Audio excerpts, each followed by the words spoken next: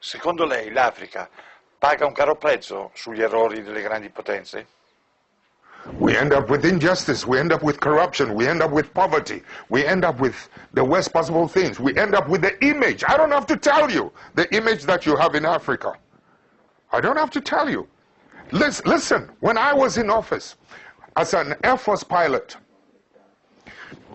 I went to school and trained in the cities. When I became an Air Force pilot, I had the opportunity to travel around the country. That's when I saw there is a big difference between those of us living in the cities and the mass people who feed us living in the rural areas. My brother, you listen to me carefully. The water they drink in those rural areas is such that the water you use to flush your toilet, the water we use to flush our toilet in the cities is much cleaner than the water they drink in the villages. No clinics, no hospitals, etc. No headache, no needles to even sew their clothes. That's when I began to see the parasitic relationship between our cities and this thing. I mean, I've seen too much injustice in my country when I decided enough was enough. When some of us began to decide that something has to be done about it. When we emerged into political office, you know something? Electricity used to be limited to only 27% of the country.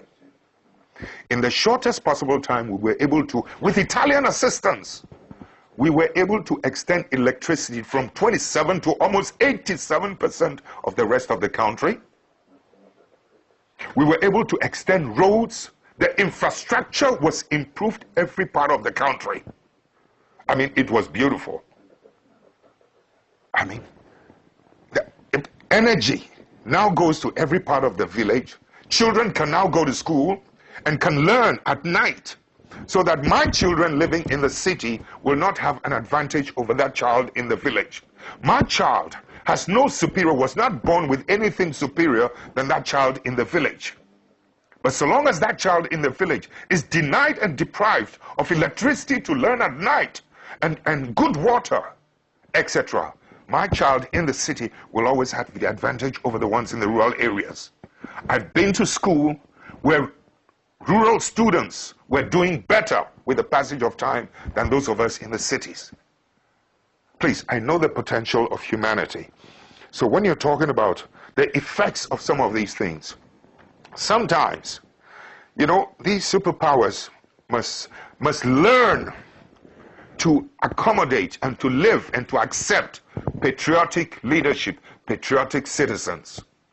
Too often, they're happier with people who are not patriots. But you, in Europe, excuse me, don't get angry, you never seem to know the role that some of your bad businessmen, you have good businessmen, and I respect them, but some of your bad businessmen are always doing bad things on our continent. And it's our people who suffer. This kind of thing must stop. Your governments must begin to wake up to help us, to help to police and to maintain the integrity of economic policies and economic practices in my country. Your country must help us to protect the judiciary in my country. Your country must help us to police and to monitor and to protect the political integrity in our continent.